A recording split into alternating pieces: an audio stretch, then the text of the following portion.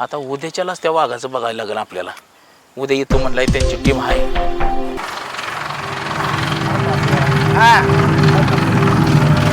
अरे वाघ आहे गावाला नाही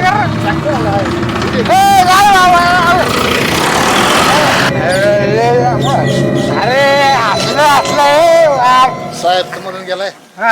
उद्या आल्या बघू जर असलं. अरे मी त्या वाघाला असं मोठं माय तू हे घाबरतो टाकशील तुझं काय नाही भाऊ खरं. तू टाकू शकतो.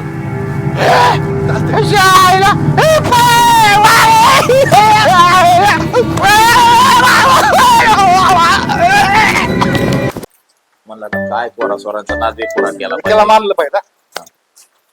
आला आला 100 वर्ष मरायचं नाही. मरेपर्यंत जगशील तू.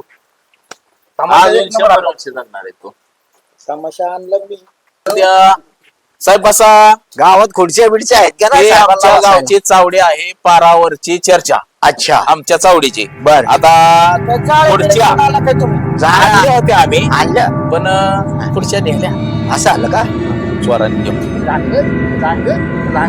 म्हणजे तुमचं काय म्हणणे आहे हे गावात जर गेला तर ह्या बोलीत घोस त्या बोलीत घोस असं आहे का नाही नाही साहेब, माणसं तशी नाही ती. आमच्या गावचे नागरिक आहेत ते, नाही प्रतिष्ठित माणसं आहे ती. ते सगळं झालं, पण आज चहापेक्षा किटली गरम लय दिसते. अहो काय माहितीये का, महादेवाचं दर्शन घ्यायचं म्हणलं ना तर आधी नंदीला बरोबर का? आपण म्हणतो पेणार येणार पण पेल्याच्या नंतर माणसाला सगळं सुचत बर का तुमच्या इथं आल्यामुळे मला बी थोडं गावाकडे आज सर्व वा वा सर.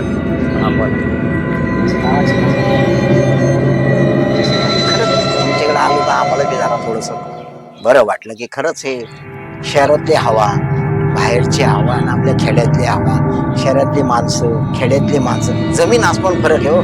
एकदा पुजारी नेमकं वाघाला बघून घाबरले. वाघाचा आवाज ऐकून वाघालाच बघून घाबरलं साहेब. ते 5 किलो मटण सांगितले सकाळीच मी आणायला. राहू द्या सर. तात्याच्या घरी तात्याची मंडळी चांगलं जेवण छानपैकी बनवते. तात्या मटण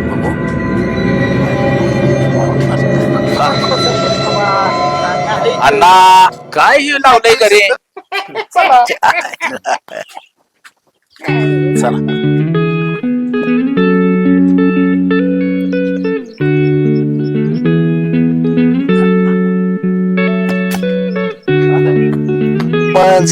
काय 6 महिने झालं रस्ता.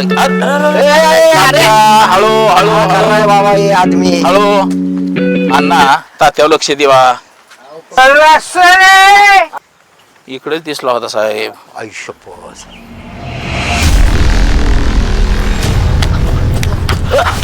अरे काय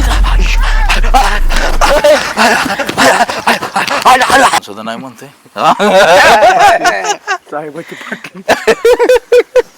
अरे बापरे दमलो नका काय तू खायला. काय झालं असेल गावात? वाघ कोणी आणला आपल्या गावात?